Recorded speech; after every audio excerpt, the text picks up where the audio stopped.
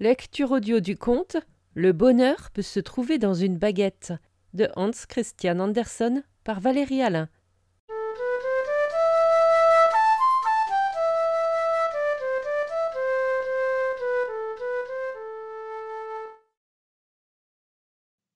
Je vais vous raconter une histoire sur le bonheur.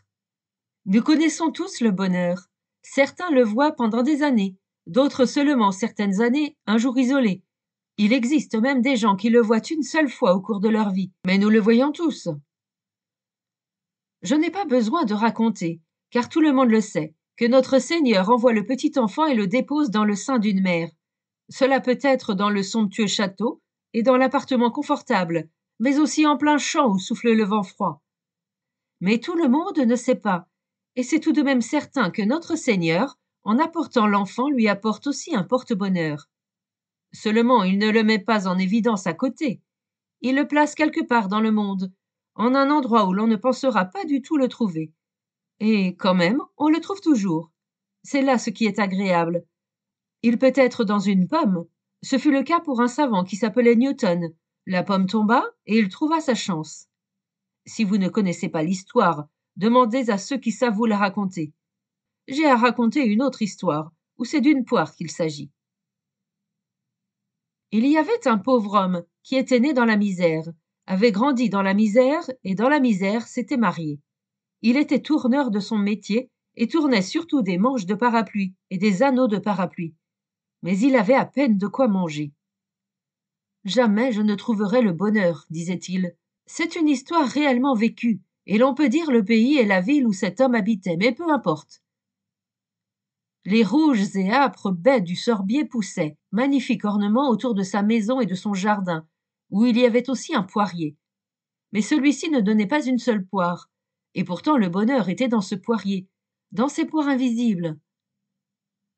Une nuit, le vent tempêta terriblement. Les journaux racontèrent que la grande diligence avait été soulevée par l'orage, sur la route, et jetée en l'air comme un chiffon. Il y avait bien de quoi casser une grosse branche du poirier.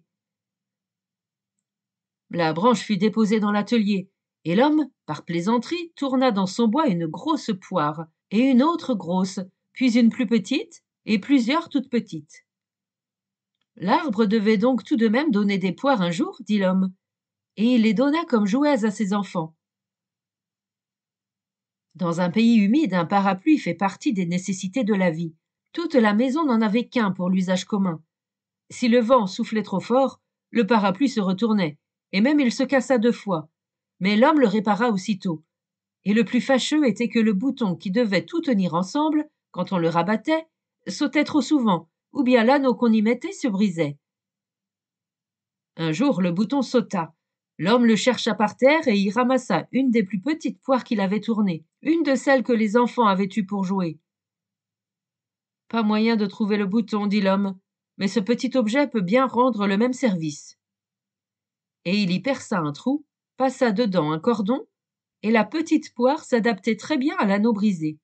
Ce fut le meilleur appareil de fermeture qu'eût encore eu le parapluie.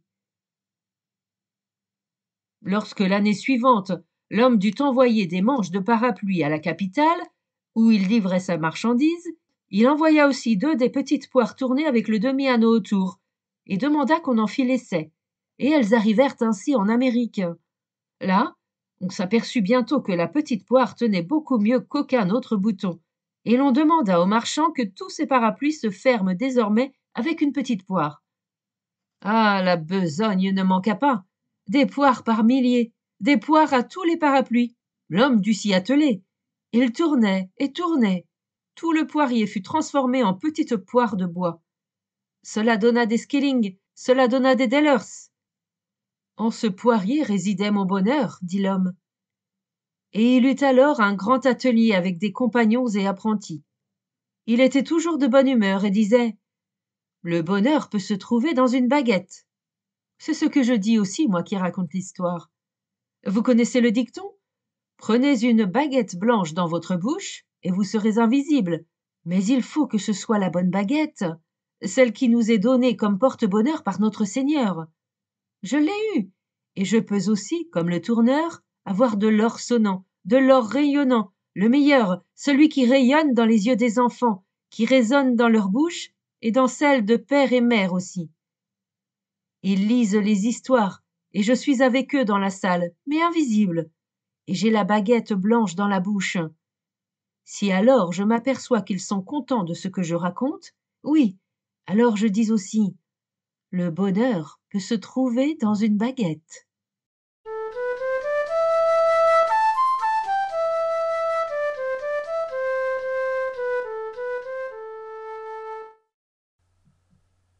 Fin de la lecture du conte Le bonheur peut se trouver dans une baguette.